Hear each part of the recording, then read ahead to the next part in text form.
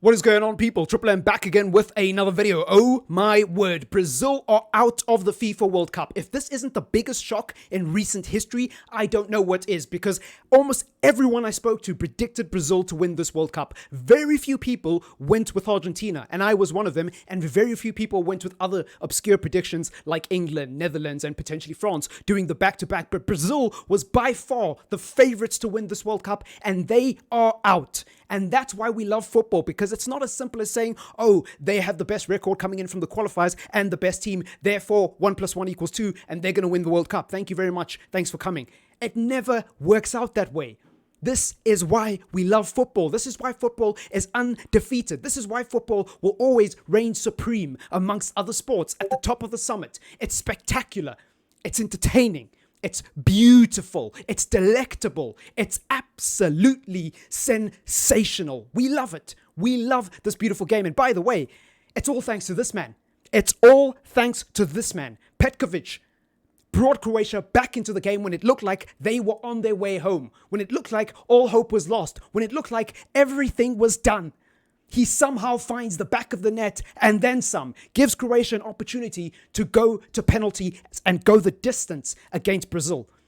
This man almost stole it from Croatia tonight. This man almost made, well, actually he did make history. He did make history by equaling Pele's goal-scoring record in a Brazil shirt, but he nearly made history by sending Brazil into the semi-finals after scoring that amazing goal, and then he was probably going to add some more to that tally. And unfortunately, Petkovic had other ideas.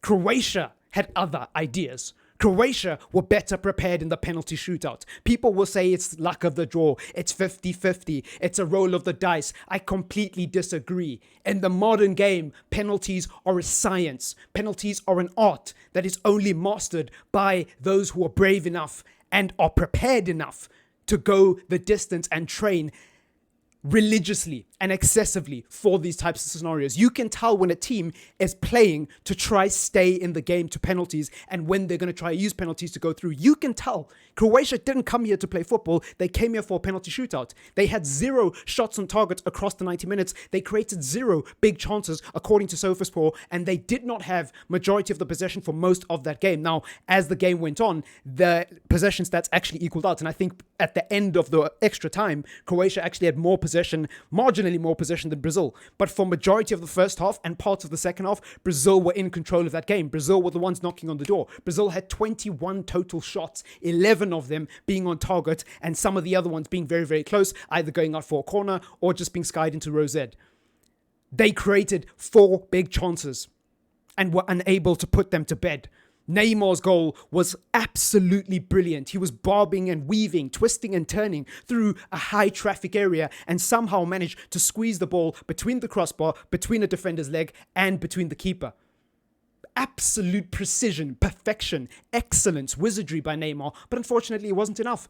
It wasn't enough, and it's all thanks to Petkovic. Yeah, Petkovic. I didn't even know who this guy was before this game. I'm not going to lie to you, because when it comes to Croatia, there's only one man I care about, and this is him. This is him. If you have ever spoken to me about football in, 2018, 2019, you'll know how much I love this guy. If you're a long-time viewer of the channel, you might know that Modric is absolutely one of my favorite players. I don't talk about him much because, there hasn't been really much reason to talk about him, let's be honest, but he's a fantastic footballer. He's a phenomenal footballer, and this is probably his last World Cup. I know everyone wants to talk about Messi, everyone wants to talk about Ronaldo, everyone wants to talk about Brazil and France and how great they are, but nobody wants to talk about Croatia and the midfield they have. Brozovic, Kovacic, and Modric are a delightful midfield. They're a delightful midfield. They're just ruined by a lack of pace and overall just a lack of, quality in the rest of the team, in my humble opinion. If Brozovic, Modric, and Kovacic were playing in the French midfield as an example, or the Brazil midfield as an example, or even in the England midfield, right? Or in the Portuguese midfield, people would be absolutely raving about how great these players are, especially Modric, because we all know how good he is at Real Madrid and the CV that he has. He's damn near part of one of the greatest midfield trios of the last decade. Now, I would argue of all time, but, Barca fans would get very upset because of Xavi, Iniesta, and Busquets. So we're not even going to go down that road. But for me personally, I think Modric is up there with some of the greatest midfielders of all time, and I think that Real Madrid trio is up there with some of the greatest midfielders of all time. Just a personal opinion of mine. But anyways, we're not here to have debates, goat debates about the midfield. We're here to talk about Croatia knocking Brazil out. It's crazy. Now, I didn't praise Brazil at all. I didn't say that Brazil are too scary or anything like that. I never thought that Brazil were ever going to win this World Cup at any point, right? Like, who would do that? What type of YouTuber would make a video titled Brazil are too scary? What an idiot, right? Anyways, no, seriously, jokes aside, I thought Brazil looked very scary coming into this game. I thought they were going to beat Croatia, and I thought they were going to comfortably go into the next round. But that isn't the case. They got knocked out. And I'm so happy I didn't predict them to win the tournament, because everybody's looking like an absolute fool right now.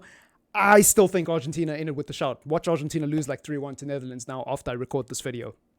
The jinx powers. Anyways, it's been your boy Triple M. Let me know what you think in the comments down below. Leave a like in the video. Yeah, peace.